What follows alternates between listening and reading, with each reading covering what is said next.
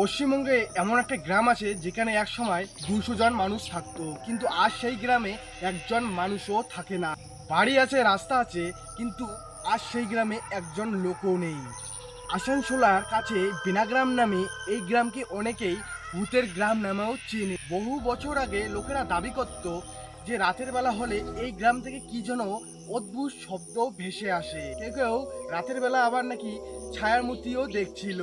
ধীরে ধীরে ভয়টা এতটাই বেড়ে যায় যে গ্রাম থেকে লোকেরা একে একে চলে যায়। তবে পরে অনেকের ধারণা হয় এটা ভূত নয়, এটার পিছনে অন্য কোনো কারণ হবে। কেউ বলে চুরি করার কয়লার কারবার হতে পারে, কেউ বলে আবার আমাদের ইচ্ছাকৃতভাবে আমাদের গ্রাম থেকে সরিয়ে রাখার জন্য এটা কাজ করা। কিন্তু রহস্যটা এখানেই শেষ নয়, কারণ আজও গ্রামের লোক দাবি করেন যে রাত হলে ওই গ্রাম থেকে কি যেন অদ্ভুত শব্দ ভেসে আসে।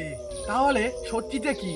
পুরো ঘটনাটাই কি গুজব ছিল, নাকি আজও ওই খালি গ্রামের অন্ধকারে এমন কিছু লুকিয়ে আছে যেটার উত্তর কেউ জানে না? আসলে তোমরা যদি এই উত্তরটা জানো তাহলে অবশ্যই আমার কমেন্ট বক্সে লিখে দিন।